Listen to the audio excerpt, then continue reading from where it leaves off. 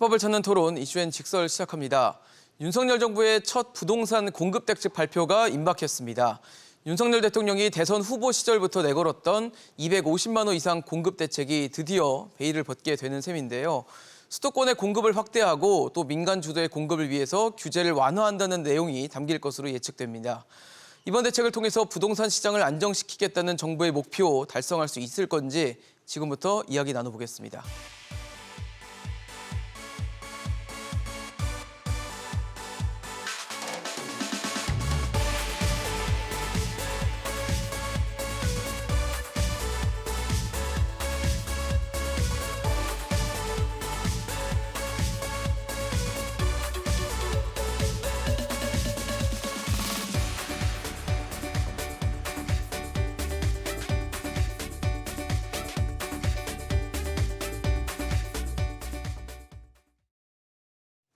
네, 오늘 함께해 주실 세 분 소개하겠습니다.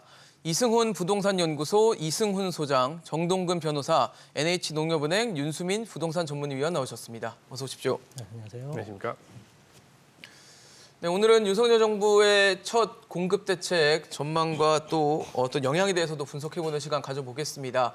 윤석열 정부 대선 후보 시절부터 임기 내 주택 250만 호 이상을 짓겠다. 그리고 공급량의 절반 이상은 수도권에 공급하겠다고 밝혀오면서 이 공급 대책에 대한 주목도가 높았는데 일단 수도권에 한 130만 호, 150만 호 정도 되고 비수도권이 한 100만 호 이상이 될 것 같아요. 근데 네. 사실 좋습니다. 그동안 워낙 수요 정책을 많이 하다가 이제 공급 대책으로 넘어오는 거는 좋아 보이는 부분도 있는데 중요한 건 현실화 아니겠습니까? 부지 확보나 이런 게 있어야 뭘 지을 텐데 그렇죠. 어떻게 보세요? 가능하다 보십니까? 예, 250만 호 중에서 수도권이 130만 호면 이제 과반이 넘는 수치거든요. 그러니까요. 그런데 사실은 수도권의 인구가 비수도권 인구를 이미 넘어섰기 때문에 사실 비율적으로 보더라도 그 정도 과반을 넘겨서 물량을 책정하는 건 맞다고 봅니다. 다만 이제 130만 호라는 물량이 어마어마한 물량이거든요. 지금 1기 신도시가 한 30만 호 정도 되고요. 수도권에 있는 것 5기 신도시가 5개 네. 신도시가요. 그다음에 2기 신도시가 60만 호, 3기 신도시가 지금 30만 호 남짓해서 35만 호 정도로 추정하는데 네. 이걸 다 합쳐도 지금 한 120만 호에서 그렇네요. 125만 호 정도인데 야. 이 1, 2, 3기를 다 합친 것만의 물량을 5년 한 번에 내로 또 쏟아내겠다. 130만 호를 만든다라는 건 사실 현실적으로 봤을 때는 쉽지 않은 부분인 거는 부정할 수는 없습니다. 그래서 이번에 정부 정책이 나올 때 이런 어떤 수치를 제시하는 것뿐만이 아니라 이것을 어디에 어떻게 적재적소에 어떤 플랜을 갖고 할지에 대한 구체적인 계획이 나와야 되고 그게 과연 실제로 현실성이 있는지 부분을 우리가 시장에서 이제 또 타진을 해봐야겠죠. 그래서 정부가 이제 이런 부분에 대한 지적이 있어 왔기 때문에 이런 부분에 대해서 충분히 준비를 할 것으로 보여지고 부지를 확보하는 것도 만만치 않지만 일단 부지를 확보한 이후에도 사실 여러 가지 굉장히 많은 절차들이 있잖아요. 그런 그렇죠. 것들도 어떻게 빨리 할지에 대한 어떤 미리 어떤 유관 기관의 협상을 미리 해놓는 이런 방식의 좀 정책이 필요하다고 생각이 듭니다. 네, 말씀하신 대로 현실화를 위한 정부의 고민도 담겨져 있을 것 같긴 한데 변호사님은 어떻게 보십니까? 현실화에 대해서는 부정적인 의견도 있고 긍정적인 얘기도 있거든요. 예, 근데 250만 호가 실현될 가능성이 전혀 없냐? 그렇지는 않겠죠. 엄청 여기에만 모든 인력과 에너지를 쏟아붓는다고 하면 가능할 수도 있는데 네네. 냉정하게 얘기해서는 어렵다고 봅니다. 그러면 그 250만 호, 그중에서 이제 수도권 지역은 151만 호 정도. 물론 오늘 발표되기로 했던 가칭 8구 대책이 호우로 인해서 좀 연기되기는 했지만 근데 저희는 이제 이런 부분을 어떤 실현 가능하지 못하다고 해서 그 정책의 실효성을 사실 어떻게 폄하할 이유는 없다고 생각을 해요. 왜냐하면 시장에 지속적으로 공급 확대의 신호를 보내는 것만 하더라도 네네. 사실상 어떻게 보면 수요와 공급이라는 건 어느 정도 또 기대 심리에 의해서 형성되는 부분도 있기 때문에 네네. 그런 측면에서는 이제 충분히 가능성이 없기는 하겠지만 시장의 긍정적인 역할, 적어도 주택 안정과 관련해서는 충분히 어느 정도 가치가 있다라고 생각이 되고요. 그럼 이제 구체적으로 그러면 부지 확보가 가능하냐? 이 부분과 관련해서는 가능할 수도 있고 불가능할 수도 있겠지만 가능하기 위해서는 좀 더 그러면 어떤 정책과 어떤 프로세스를 진행해야 되냐는 측면에서 좀 더 말씀을 드리자고 하면 사실 이제 지난 정부에서 이제 공공부지와 관련해서 이제 여러 가지 부지 확보를 위한 트라이를 시도했지만 실제 76곳 정도 중에서 이제 8곳 정도밖에 확보를 하지 못했는데 이번에 이제 윤석열 정부에서도 그 포지션을 좀 보면 공공택지 부분이 무려 이제 74만 호로서 가장 이제 비중이 높은 포션을 차지하고 있어요. 네. 특히 이제 좀 구체적인 예를 들자면 이제 태릉 골프장 지구 같은 경우는 이제 세 차례나 지구 지정이 연기가 됐고 이제 서부 면허장 시험장 같은 경우는 일단 용산 정비창 같은 어떤 랜드마크 건설을 또 요청을 해서 사실 주민들과 이제 협의가 되지 않았던 부분이 있는데 물론 이게 이제 공공 방식의 어떤 수용을 도입을 해서 강제적으로 법적으로 토지의 사용권 내지 어떤 소유권을 확보를 할 수 있습니다. 근데 지금 아시다시피 뭐 조금 이번 정부에 좋지 않은 뭐 현상이긴 한데 좀 지지율이 그렇게 높지는 않지 않습니까? 네네, 그렇죠. 그래서 사실상 정부 정책이라는 것이 국회 도움을 받지 않으면 사실 반쪽짜리 정책에 그칠 가능성이 매우 큰데 22대 국회를 생각을 한다면 사실 어떤 이제 법적으로 뭐 강제적으로 회수할 수 있냐, 뭐 취득할 수 있냐 이런 부분을 좀 떠나서 주민들과 충분히 이제 도시 계획적 설계하에 어느 정도 반대급부도 제기하면서 단순히 일방적인 계획을 발표하기보다는 주민들과 미리 충분히 소통을 하고 부지를 확보하는 그 방법론적인 측면에서도 좀 신중하게 생각을 해야 되지 않을까 이런 말씀을 마지막으로 드리고 싶습니다. 네. 윤수미 의원님 어떠세요? 사실 250만 호 실현 가능성에 대해서도 여쭤보고 싶고 어쨌든 공급을 지금 이 시점에서 공급 대책을 내놓는다는 게 과연 어떤 의미가 될지도 궁금하거든요. 일단 공급에 대한 지금 공급 부족에 대한 이야기들이 계속 나왔기 때문에 네네. 말씀하신 것처럼 시장에 안정적인 시그널을 주는 것 측면에서는 상당히 중요하다라고 볼 수 있을 것 같고요.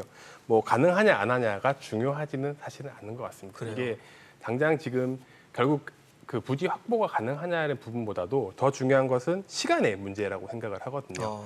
지금 인천 계양이 가장 빠르게 저희가 지금 3기 신도시를 이야기를 하지 않을 수가 없는 게 그렇죠. 사실 250만 원 중에서 가장 큰 비중을 차지하는 게 네네. 3기 신도시다 보니까 그럼 도시들 쭉 보면은 인천 계양, 하남 교산, 부천 대장 요 순서대로 지금 토지 보상들이 이루어지고 있는데요. 인천 계양은 뭐 거의 다 됐다라고 이야기가 나오고 있고 예. 하남 교산이 뭐 93%, 지금 부천 대장이 한 68% 이렇게 이야기가 나오고 있습니다. 그리고 남양주 왕숙 같은 경우에는 한 59%, 57% 이렇게 나와 있는데요. 일단 이 뭐 속도도 그렇지만 이렇게 진행되면서 이런 보상금에 대해서 수용이 절차가 진행되다 보면요. 예. 그 수용 재결이라는 절차가 또 진행이 되게 됩니다. 예를 들어서 수용금에 내가 토지 보상금에 만족하지 못했을 때 이 수용 재결 절차로 들어가는데 이때 또 시간 6개월 정도가 소요가 되고요. 또 걸려요, 예. 시간이. 근데 여기서 또 한 번 더 내가 수용 재결한 거를 받아들일 수 없다. 그렇게 되면은 뭐 행정 소송까지도 갈 수 있는 상황이고 그러면은 또 뭐 최소한 뭐 3, 4개월 이상 또 시간이 경과하고 호락호락하지가 않네요. 예, 물론 뭐 다 가만히 된 시간이긴 하겠지만 실질적으로 시간이 길어질 수밖에 없는 것은 뭐 자명한 사실이긴 하고요. 그런 부분들 결국 시간이 제일 중요하다라고 네네. 판단이 됩니다. 지금 제일 빠르게 입주할 것으로 3기 신도시 중에 나오는 곳이 과천인데요. 네. 과천이 지금 25년을 이야기를 하고 있어요. 25년이요? 작년 9월부터 이제 재작년 9월부터 이제 그 토지 보상에 대한 뭐 주작물 조사나 이런 것들을 시작을 했는데 네. 과연 25년이 과연 가능할까에 대한 부분들 아직 지구 지정 같은 경우도 다 제대로 이루어지지 못한 부분들이 좀 있기 때문에 사실 본격적인 입주가 되려면은 시간이 조금 더 많이 소요되지 않을까라는 부분들도 좀 회의적이긴 합니다.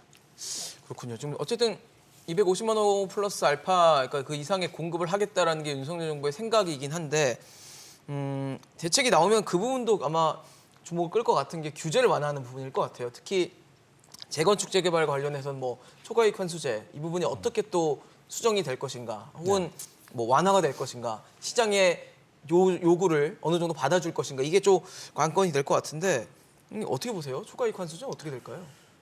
일단은 푼다고 했으니까 풀긴 풀 겁니다. 이제 어느 정도 풀 건지에 대한 부분이 이제 남아 있긴 한데, 왜냐하면 이제 뭐 집값도 자극이 되는 부분에 대해서 항상 우려를 하고 있잖아요. 그러니까요. 네, 그래서 이제 뭐 전면 폐지라든가 이런 것들을 주장하시는 분도 있는데 한 번에 그렇게 가기에는 좀 부담스러울 것 같고, 그래서 이 재건축 그 초과이득 환수제도는 궁극적으로는 뭐 제 개인적인 생각으로는 풀어야 되는 게 맞긴 합니다만, 이 공급을 위해서 이 재건축 재개발을 좀 활성화시킬 필요가 있긴 하거든요. 예, 그런데 물론 단기적으로는 재개발 재건축을 풀었을 경우에 가격이 상승하는 부분이 존재를 합니다만, 그거를 법을 내고 만약에 안 하게 된다 그러면 공급이 계속 뒤로 밀리는 상황이 생기기 때문에 또 다른 부작용이 나타날 수가 있거든요. 그래서 초과이익 환수 제도를 이제 풀어서 재건축에 대한 속도를 내는 것은 맞다고 봅니다. 또 하나 이제 초과이득 환수 제도가 여러 가지 말들이 나오는 게 실제 이게 법이 시행된 지가 꽤 됐지만 실제로 집행 사례가 거의 없거든요. 예, 그래서 이런 것들이 과연 실효성이 있는가라는 부분도 얘기가 계속 나오고 있고 네. 그다음에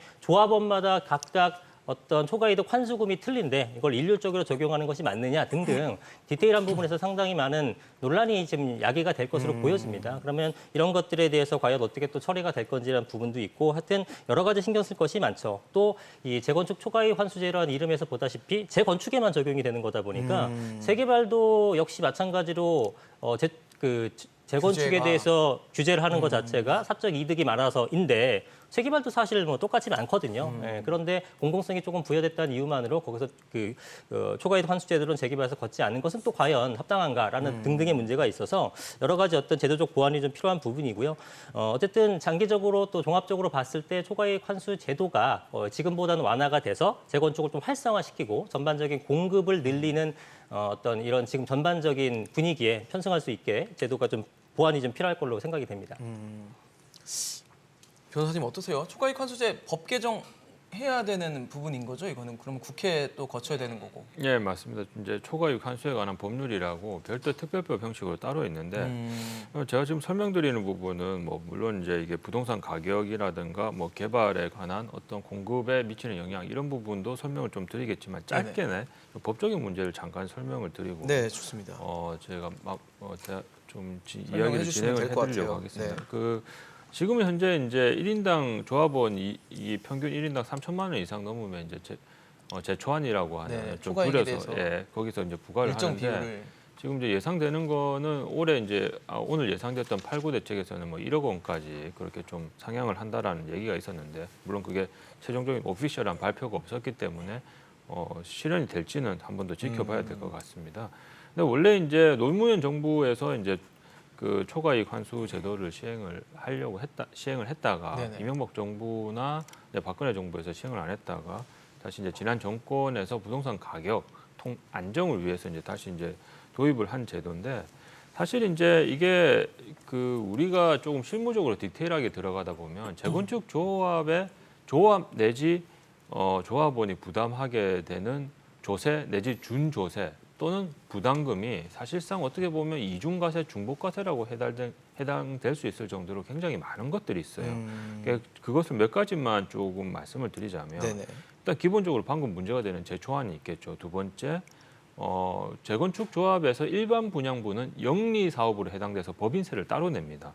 그 부분 법인세 따로 내고요. 그다음에 네. 종전자산과 종우자산의 차이에 대한 일종의 이제 부담금.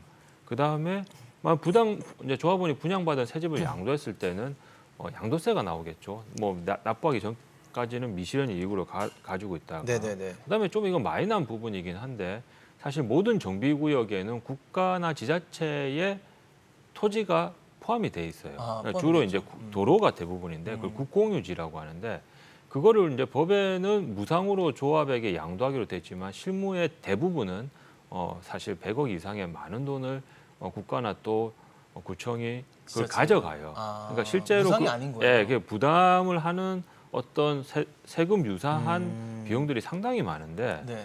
그러니까 이런 것들이 사실 이제 어떤 용적률을 좀 높여주고 개발을 해서 이익을 취득한다라는 어떤 그런 명분하에 네. 사실상 좀 지나치게 많은 어떤 걷어가는 부분이 많다 보니까 네. 사실 이중, 이게 이제 삼중 뭐 이렇게 돼 있는 법적으로도 거잖아요. 조금 문제가 있는 사실 그런 이제 법이다, 제초안이 이제 제도다. 좀 그런 문제가 있고요. 사실상 또 이제 제초안과 같은 경우는 만약에 은퇴를 하고 집을 한 채 가지고 있는 사람이 재건축을 한다고 해서 뭐 최근에 이제 반포 1주구 같은 경우는 뭐 조합원 1인당 최대 4억 원까지 제초안이 뭐 통보가 예정이 됐지 않았습니까? 이제 그런 사람들 같은 경우에는 4억이라는 돈을 마련하기가 쉽지 않거든요. 네네.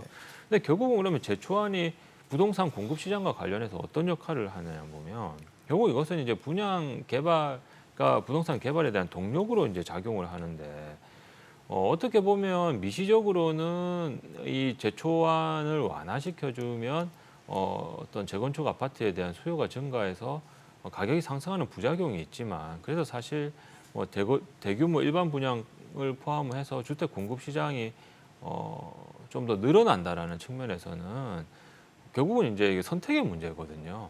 근데 이제 지금은 어느 정도 이제 윤석열 정부에서 민간 중심의 부동산 공급 정책을 확대하기로 기조 방향을 정했다고 하면 예. 그런 부분을 감안을 하더라도 사실 이제 민간으로 하여금 개발 동력을 더 독려해 주는 것이 도움이 된다고 생각합니다. 그리고 조금 있으면 나오겠지만 지금 사실 이것뿐만 아니라 어떤 고금리로 인한 약간 미분양 사태 그리고 그렇죠. 잘 아시다시피 네. 원자재 가격으로 인해서 각종 건설사들이나 시행사들이 겪는 고충 이런 걸로 인해서 오히려 민간에서 개발 동력을 저하시키는 요인들이 많이 있습니다. 근데 그런 부분을 상쇄시켜주는 역할로서 어떤 제초한 부담금의 부담률을 좀 낮춰주는 것이 그런 부분에서 상당히 도움이 되기 거군요. 때문에 단지 이게 아니 뭐 개발해서 매덕 버는데 이 정도 내는 거는 뭐 낼수 있는 거 크게 아니냐라는, 문제 아니냐라는 예. 어떤 감성적인 차원에서 접근하는 것은 조금 다른 관점에서 생각해 보아야 되지 않나 뭐 이렇게 말씀드릴 수 있을 것 같습니다.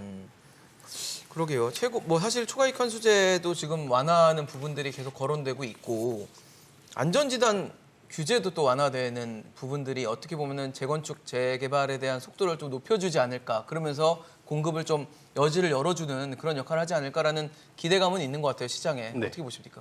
일단 안전진단 같은 경우도 이제 재개발 재건축에서 시행 절차를 조금 줄여주는 이제 역할을 하다 보니까 네네. 시기를 줄여주는 데는 크게 역할을 할 것으로 보여지고요. 그리고 아무래도 규제 이게 허들이 좀 낮아지는 역할을 할 그렇죠. 것이라고 예. 생각을 하고 있습니다.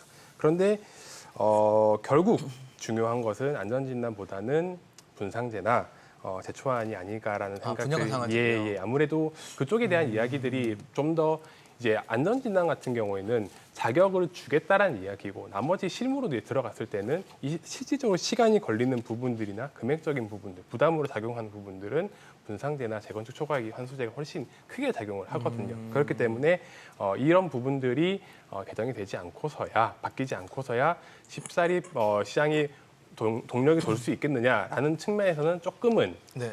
회의적인 부분이 있다라고 말씀을 드릴 수 있고요. 그리고 일단 그럼에도 불구하고 안전진단 규제가 완화가 된다라고 하면은 뭐 노원이나 목동 중심으로 해서 30년 차 아파트들이 조금 재건축 속도가 빨라질 수 있을 것으로 기대가 되긴 합니다.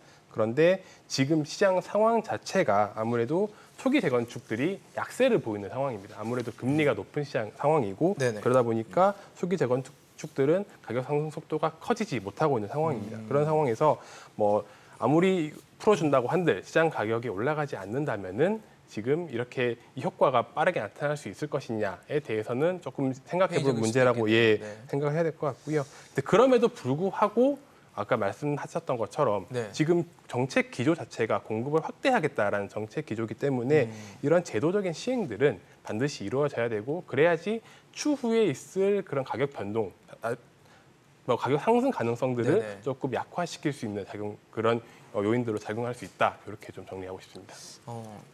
아까 윤수민 위원님께서 말씀하시는 중에 분상제 얘기가 나왔어요. 분상제 네. 최근에 논란이 됐던 것 중 하나가 둔촌주공도 뭐 분상제 영향을 받아서 그런 가격 분쟁들이 있는 거다 이런 얘기가 있으니까 분상제도 손질을 할까요? 분양가 상한제를? 예. 지금 그 재건축 공급에 그 제한을 받고 있는 이제 그쪽 재건축 기준에서 상대 악법이라고 표현하는 게 이제 분양가 상한제랑 지금 안전진단, 그다음 제초안 이런 것들이거든요. 아, 분상제도 악법이라고 받고 있어요? 이제 재건축 조합원들 보시는 입장에서는 분들 입장에서는. 네네네. 그러니까 왜냐하면 이게 이제 아무래도 공급의 속도를 내지 못하는 어떤 그런 원인이 되는 것들이다 보니까 네네. 이 세 가지는 전부 다 저는 그 뭔가 손질을 해야 손질을 할 거라고 네. 보여집니다. 왜냐하면 공급을 하는 거에 이제 화두가 됐기 때문에. 그렇죠. 네, 그래서 뭐 안전진단이라든 분상제도 사실 그 전에 뭐 일부지만 살짝 이제 얘기가 나와서 합리적인 어떤 가격을 한다라는 얘기가 나왔었던 부분이고 네네. 뭐 시장 기대에 미치지 못했습니다만 앞으로 추가적으로 또 하지 않을까라는 생각은 하게 됩니다. 예. 그래서 이제 분상제 부분도 변경이 될 것이고 네. 지금 말씀하셨던 이 안전진단 부분도 저는 뭐 분상제나 제초안 못지않게 굉장히 중요한 부분이라고 보여져요. 초기 재건축 단지들 같은 경우에는 사실상 이 안전진단이 강화되면은 아예 진행이 안 됩니다. 예. 왜냐하면은 이 구조안전성 같은 경우가 지금 이제 50%에서 뭐 좀 내린다. 그러니까 네. 그 전에 그 박근혜 정부 시절 때는 20%밖에 되지 않았었고, 그다음에 지금 현재는 50% 이렇게 예. 구조가 되어 있는데, 사실 30년이 지나면은 재건축이 가능한 연한이 됩니다만 30년이 지났다고 구조에 무슨 안전이 이상이 있거나 그러진 않거든요. 예. 구조적으로 봤을 때는 그렇죠. 예, 할 수 있는 거기 때문에 구조 안전성에 대한 비율을 그렇게 높여놓으면은 사실은 낡았지만 안전하기 때문에 안전에 대한 비중이 가중치가 높다. 그럼 재건축이 사실상 힘들어지는 불가능해지는 거죠, 사실상. 예, 그렇기 때문에 이 부분들이 좀 없어져야 아까 위원님 말씀하신 것처럼 초기 재건축, 노원구라든가 이런 것들에 대해서 활성화될 것이고, 그런 것들이 이제 중장기적으로 입주한다라는 어떤 시장 전반에 대한 시그널을 줘야 네. 좀 수요자들도 좀 더 안심을 하고 기다릴 수 있는 부분도 있지 않을까 해서 시장 안정화를 위해서는 분양가 상한제, 재초안, 그리고 안전 진단까지 일부분에 대해서 제도적 완화가 필요하다, 이런 입장을 말씀드리고 싶습니다.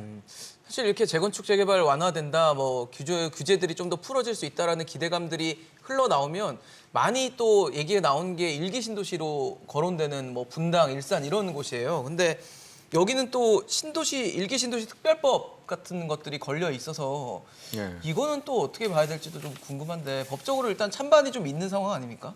네, 지금 그 일기 신도시 같은 경우 이제 1989년도에 이제 분당이나 일산 뭐 중동 지역으로 해서 건설 계획이 발표가 됐었는데, 네네. 실제 이제 입주는 1992년 말 정도에 이제 입주를 했죠. 그렇죠. 근데 이제 지금 일기 신도시를 이제 다시 좀 재건축 위주의 개발을 해가지고 추가적인 이제 주택 공급의 일종의 원천으로 삼는다, 뭐 네네. 이런 이제 발상에 대해서는 굉장히 찬성을 하는 편인데, 예. 근데 이 지역에 대해서는 과연 재건축을 할 동력이 있는가 부분에서 좀 더 고찰을 해봐야 돼요. 왜냐하면요, 그 일기 신도시의 평균 용적률이 보통 184에서 226%거든요.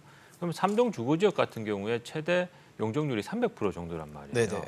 그러니까 사실 이게 보면 용적률을 높여준다는 거는 일반 분양분을 높여서 소위 이제 재건축 조합의 개발 이익을 높여준다라는 건데, 이미 어느 정도 용적률이 작지도 않고 많지도 않은 애매한 상황에 있어가지고 이게 사실 주민들로 하여금 조금 우유부단하게 만드는 하나의 요소가 됩니다. 실제로 분당 아파트 같은 경우는 용적률이 184고 아파트 중에서는 최대 30층까지 있어요. 네네. 30층 아파트 재건축 개발에 몇 층 더 올리겠습니까? 그래서 지금 상당히 절반에 좀 못 미치는 주민들의 견해가 예. 재건축보다는 리모델링으로 진행을 하자. 그러니까 기존의 아파트를 완전히 구조는 철거하지 놔두고. 말고 네. 조금 이제 보수를 하면서 예, 증축을 하는 정도로. 그래서 일부 아파트 같은 경우는 실제로 지금 상당히 많은 경우 리모델링 조합을 설립을 해서 네네. 시공사고 계약까지 한 업체들, 아파트 단지도 많이 있어요. 일기 신도시에서요? 네, 그런데 아직 완전히 이제 조합 설립이 되지 않은 단계에서는 이거 다시 이제 스탑시키고 예. 재건축으로 가자 하고 비대위하고 갈등이 있는 것도 있고. 의견들이 좀 오가는 거네요. 예. 그러면. 그래서 오히려 이제 최근에 정치권에서 논의되는 게 리모델링 특별법이라는 거를 네네. 일기 신도시 특별법과 다르게 또 만들려고 하는 움직임도 있습니다. 왜냐하면 지금 리모델링을 하려면 주택법에 의한 리모델링 조합을 설립을 해야 되고 네네. 주택법에 의한 인허가 절차를 거쳐야 되기 때문에 그 행정적 절차가 굉장히 번거롭게 되어 있어요. 그래서 이런 부분에 대한 조금 어떤 재건축을 했을 때 수익에 관한 부분에 대해서 주민들과 좀 어느 정도 좀 완전한 컨센서스가 이루어지지 않았던 부분이 있다는 네네. 걸 좀 반드시 우리가 기억을 해야 될 것 같고요. 그다음에 일기 신도시 특별법 같은 경우도 뭐 용적률을 500% 인센티브 부여하고 네네. 그 외에 뭐 용도 지역 변경이나 예비 타당성 조사, 예타 조사라고 하죠. 그것을 면제시키는 것을 내용으로 하는데 네. 이게 사실 도시정비법이나 주택법, 도시개발법과 같은 독자적인 일기 신도시 개발법으로 작용을 하는지, 아니면 기존의 다른 법률을 이용해서 개발하는데 이 법이 특별법으로서 소위 이제 지원만 해주는 법인지에 대한 성격이 좀 모호해요. 그래서 이 부분에 대한 좀 정비가 필요한 사항이고, 전망을 좀 말씀을 드리자고 네. 하면 사실 이미 리모델링 조합을 설립을 해서 시공사고 계약까지 마친 아파트 단지 같은 경우는 바로 그것을 물어 돌리고 뒤집고 다시 재건축을 추진하기는 쉽지는 않겠죠. 그렇겠죠. 그래서 이런 부분에 있어서 조금 어느 정도 각 아파트 단지별로 리모델링 추진을 했는지에 대한 좀 사전 조사가 좀 필요할 것으로 보이고요. 그 다음에 일기 신도시, 근데 만약에 이제 일기 신도시가 어떻게든 지금 이 법이 신도시에 관한 특별법이 통과가 되고 네. 재건축에 관한 이익이 않는다라고 판단이 되면 분명히 가격 상승의 요인은 충분히 있다고 보여집니다. 그래요? 그래서 실제로 최근에 분당 아파트 가격이 우리가 이제 뭐 기사들에서 많이 나온 게 다 떨어져도 뭐 여전히 서초는 조금 오르거나 약 보합세를 유지한다고 네. 하잖아요. 최근에 좀 보합으로 예, 갔죠. 언론에 많이 보도되지는 네. 않지만 분당도 그에 못지않게 조금 가격이 좀 오르거나 강한 보합세를 지금 유지하고 있어요. 그래요? 그래서 지금 평당 5천까지 다 떨어지고 있는데도 예, 어느 정도 좀- 견뎌내고 있다는 얘기네요. 이제 돌파를 했는데 이게 사실 일기 신도시 이제 특별법에 좀 영향이 아닌가라는 이제 그런 추측을 좀 해봅니다. 그래서 장기적으로 뭐 또 시청자들이 관심을 가지는 분야는 그럼 결국은 일기 신도시가 가격이 오를 것이냐 내릴 그렇죠. 것이냐 가장 하는데 궁금한 부분일 것 같습니다. 그런 부분에서는 가격 상승의 요인으로 충분히 작용할 작용합니다. 수 있다. 다만 우리가 지금 거스를 수 없는 대세, 즉 금리 인상으로 인한 유동성 축소와 이에 대한 전반적인 수요 하락, 결국 이 상반과 하방의 어떤 부딪힘에 힘들이. 의해서 어느 것이 좀 더 힘이 세느냐에 따라서 향후 가격 전망은 달라질 뭐 수 거기에 있다. 따라 달라질 수 있겠죠. 예. 알겠습니다. 윤수민 의원님 어떻게 보세요? 분당, 일산 집값 이렇게 되면 오르게 되는 겁니까? 뭐 사실 오를 수밖에 없는 상황이라고 말씀을 드릴 수밖에 없는 게요. 아, 그래요? 아무래도 그런 이제 뭐 재건축 영역률 높여주겠다라는 것 자체는 사업을 이제 사업을 시행하는 사람의 입장에서는 사실 적은 수익률이 아주 높아지게 됩니다. 그렇죠. 그러니까 기존에 토지를 가지고 있던 사람들은 예전에는 한 개를 받을 수 있던 거를 두 개를 받을 수 있는 그런 상황들이 농도이 높아짐으로써. 될 수 있기 때문에 사실은 가격 자체가 가치가 올라가는 상황이 되기 때문에 그런 것들이 가격에 반영될 가능성이 크다라고 보여지는데 사실 조금 다른 측면에서 한번 바라볼 필요가 있는 것은요. 지금 일기 신도시에 대해서 가장 큰 논란이 있는 부분들, 이 특별법 좀 이야기 있는 부분들이 네. 형평성의 문제라고 생각을 합니다. 형평성이요. 예를 들어서 지금 왜 목동이나 노원 같은 경우에도 낡았어요. 아파트가 낡았는데 왜 일기 신도시는 가능하고 왜 우리는 안 되냐라는 이야기들. 사실 얼마 전에 장관님 국회에서 관련된 질의하는 부분에서 이런 이야기가 있었거든요. 네네. 관련돼서 그러면 그 형평성의 문제를 어떻게 해결할 것이냐. 이런 부분들이 사실은 지금 일기 신도시 특별법에서 가장 막혀 있는 부분이라고 보여집니다. 그런 부분들을 조금 왜 안 되는지, 왜 여기는 되고 왜 여기는 안 되는지에 대한 부분들을 충분히 납득시키지 않는다면은 그런 부분에서 계속 이슈가 나올 거로 좀 보여지고요. 네네. 그렇게 그 형평성 논란이 나온다는 것 자체가 이제 조금 부러운 거죠. 그럴 수 있죠. 그러니까 그 말이 우리는 못하는데 그렇죠. 저쪽은 한다고 네. 하면 그 부러울 수 말인즉슨 있죠. 가격적으로 반영이 될 수밖에 없는 상황이고 그런 요인들이 사실 가격을 좀 끌어올리는 기제로 작용하지 않을까 그럴 수밖에 없다라고 판단하는 근데 근거입니다. 아까 변호사님도 말씀을 주셨지만 네. 최근에 금리 인상이라든지 예. 금리 인상으로 인해서 뭐 수요가 좀 줄어드는 위축될 수밖에 없는 그렇죠. 네. 그런 어떻게 보면 글로벌적인 상황들이 좀 있잖아요. 네. 그런 상황들을 하방 압력을 잡아당길 때 과연 이 상방 압력이 그걸 이겨낼 수 있을 것인가도 중요할 것 같거든요. 단기적인 가격 측면에서는 그럴 수 있어요. 이제 사실 지금 금리 이슈가 가장 크다 보니까 예, 예. 주택시장에서 금리적 이슈가 가장 크고 이 부분들에서 가격이 조금 조정이 되고 있는 상황이라고 봤을 때 과연 사실 이게 재건축 재개발은 단지 뭐 1, 2년 이야기가 아니고 그렇죠. 앞으로 장기적으로 봐야 되는 얘기죠. 부분이기 예. 때문에 그렇게 본다는 측면에서는 미래 가치에 대한 측면들이 더 강조되어야 되는 게 아닌가.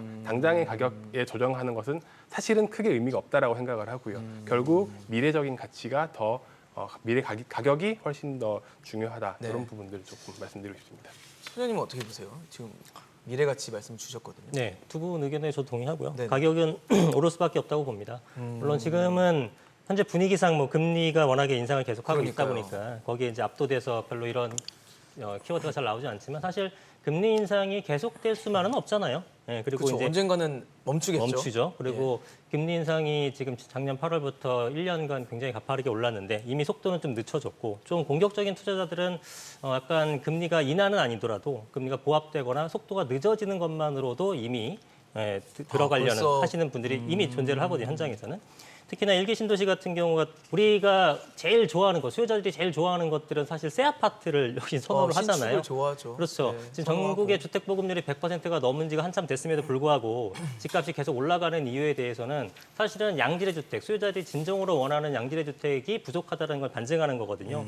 그래서 지방에는 빈집이 있는 반면 또 어떤 특정 지역에서는 집이 모자른 그런 형태가 되는 거기 때문에 그렇죠. 전국 주택 보급률은 사실상 집값하고 어떤 그 정비례 관계는 아니라고 보여지고 지역적 분석이 필요하다고 보여지는 거고요. 그러면 사람들이 제일 원하는 양질의 주택이 뭐냐? 그중에 1순위가 이제 새 아파트인 거죠.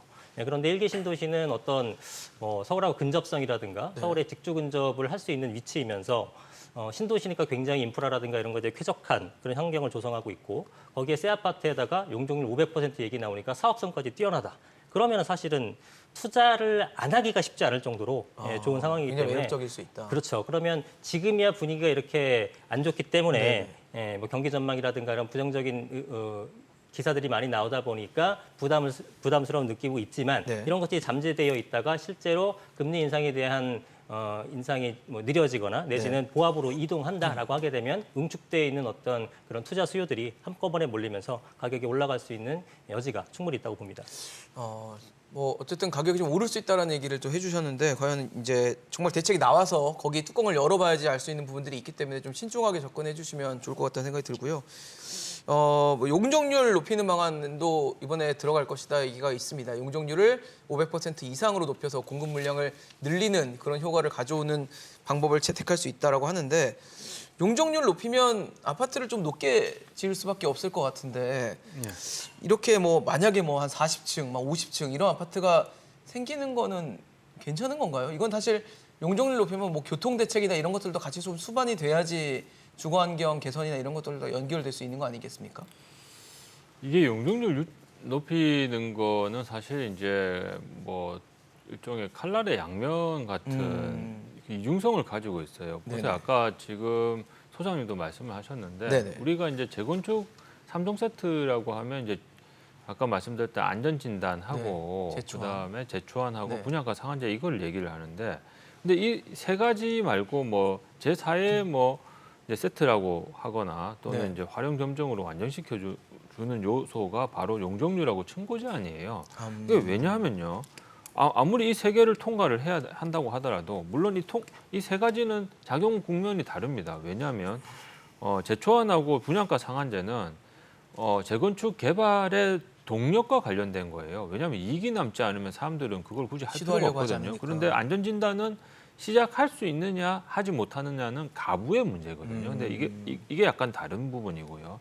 그런데 용적률하고 층고 제한은 어떤 문제냐면 예를 들어서 주택 공급과 관련해서 1대1 재건축을 한다고 하면 네. 사실 민간 주도의 공급 방식은 아무런 효과를 거두기 발휘할 수는 힘들다. 없습니다. 왜냐하면 그냥 내 집 그냥 부수고 바꾸는 거죠. 어떻게 보면. 내가 집을 교환하는 사는 거니까. 네. 근데 그렇다고 해서 주택 공급의 측면을 강조하다 보면 뭐 극단적인 익스트림한 상황을 예를 들면 100층짜리 지으면 되겠죠.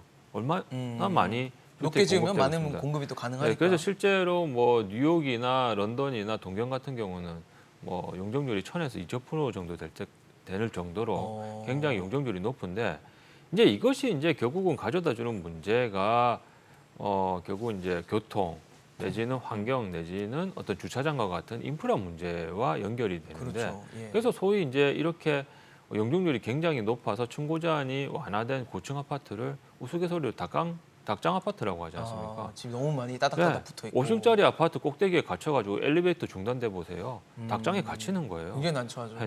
내려가는 데만 30분 걸리는데. 네네. 근데 이런 부분 때문에 이것이 어느 수준에서 조화가 되느냐라는 거는 결국은 선택의 문제고 그 적정한 사이에서의 답을 찾는 것은 전문가들이 충분히 이제 고민을 해야겠죠. 그렇겠네요. 근데 이제 저는 여기서 좀 한 발 더 나가서 말씀드리고 싶은 부분이 물론 오늘 이제 8.9 대책에서 구체적인 어떤 대안들이 발표는 되지 않았지만 추측컨대 후보 시절에 윤석열 대통령께서 말씀하셨던 부분이 이게 용적률을 500%까지 올려준다고 해서 무조건적으로 올려준다고 하지는 않았어요. 왜냐하면 올려준 부분의 절반은 다시 이제 기부 체납으로 받아서 공공의 공급을 하겠다라고 했거든요. 네네. 그러면 주거 지역이 인프라가 부족돼서 주거 지역이 악화되는 어떤 정비 환경적 측면에서의 손실이 있고 그 다음에 비록 일반 분양에서 많은 이익을 취득할 거라고 생각을 했지만 50%는 기부 체납을 해야 되고 더구나 지금과 같은 원자재가 상승되는 마당에 있어서 이런 부분이 오히려 주거지를 떨어뜨리면서 그렇게 이익이 남지도 않아서 사실 이도저도 안 되는 식으로 용적률이 500% 올라갈 수 있단 말이에요. 그래서 과연 정부가 어느 정도 치밀한 준비를 하고 있는지는 모르겠지만 네네. 이런 부분을 좀 잘 고려를 해가지고 용적률을 무조건 완화하니까 사람들한테 일단 기대 심리를 주는 걸 넘어서 막상 개발 들어가 보니까 먹을 거 하나도 없더라. 소문난 잔치집에 먹을 거 없더라. 네네. 이런 어떤 얘기가 안 나올 수 있도록 좀 더 치밀한 준비를 했으면 하는 바람을 말씀드리고 네. 싶습니다. 참고로 한 말씀만 더 드리면요. 건물이 높아지면요. 인근 주민이나 인근 지역에서 일조권 소송이 엄청 들어옵니다. 아, 햇빛을 가리고 뭐 예, 이런 왜냐하면 문제들이 지금 있는 저희가 거죠. 재개발 예. 재건축 소송하면요. 꼭 들어와요. 아, 그래요? 그러면 공사 중지가 최근에는 법원에서 많이 내려주는 추세거든요. 그래서 이 부분도 언론에서는 많이 보도가 안 됐던데 예. 조금 따라올 수 있는 부분이 예, 그래서 있다는 이런 거네요. 부분에 관해서 뭐 일조권과 관련된 특례나 어떤 상성 협의체를 만들어 가지고 좀 주민들과 어떤 갈등을 조율해주는 그런 역할도 좀 필요할 것으로 보입니다. 알겠습니다.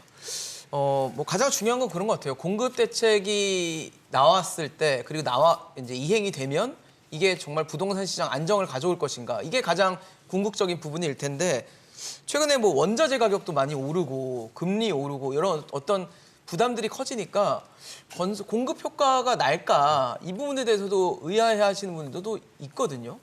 어떻게 보세요? 네, 사실 물가 상승기에 단기적으로 주택 공급을 확 늘리는 게 네, 예. 부담스럽긴 하죠. 아무래도 그러니까요. 비용적인 측면이 훨씬 많이 들고 뭐 시멘트 가격도 사실 많이 올랐고 철근 가격도 상당히 많이 올랐거든요. 근데 이런 원자재뿐만 아니라 이 물가 상승이 됐을 때의 문제는 결국 이런 물가 상승분이 나중에는 인건비 상승으로 이어지게 되고요. 그렇죠. 이 인건비 상승은 한번 고착화 돼 버리면 내리기가 물론 힘들죠. 물가도 마찬가지지만 네네. 인건비는 더 좀 큰 문제이기 때문에 이런 물가 상승이 인건비로 넘어갔을 때의 문제들 그랬을 때의 공급 가격들에서 조금 뭐 위축될 수 있는 부분들은 사실 배제할 수 없다라고 보여지고요. 그래서 앞에도 말씀드렸던 것처럼 속도가 사실 중요한 부분들이 네. 계속 물가도 인건비도 오르기 때문에 이런 비용적인 부분들이 계속 올라갈 수밖에 없다라고 네. 보여지고요. 사실 이번 뭐 대책에 포함될 것으로 예상됐던 내용들 중 하나가 모듈러 주택 이런 부분들이었거든요. 모듈러 주택. 예, 모듈러 네네. 주택인데 그런 부분도 다 이제 공급을 할 때 비용들을 절감하기 위한 사실 방안들 그렇죠. 조금 더 저렴하게 비용을 줄여서 저렴하게 안정적으로 제공을 하겠다. 공급을 하겠다라는 그런 노력들이었는데 사실은 이런 부분들이 조금 더 계속해서 정책적으로 반영이 되어야 된다라고 생각을 하고요. 지금 공공분양 아파트들 가격적인 좀 측면을 말씀드리면 지금 청약시장에서 가장 인기가 있는 지역들은 공공분양 아파트들인데요. 그런데 이 공공분양도 물가가 오르고 가격이 오르게 되면 분양가가 오를 수밖에 그럼요. 없는 상황이고요. 네, 원가가 오르니까. 그렇다면은 민간 아파트와의 갭이 점점 더 줄어들 수밖에 구축 아파트들과 갭이 줄어들게 되고 결국 가격을 상승시키는 요인들로 작용을 하게 될 것이다. 지금 같은 경제 상황에서 그렇게 될 거기 때문에요.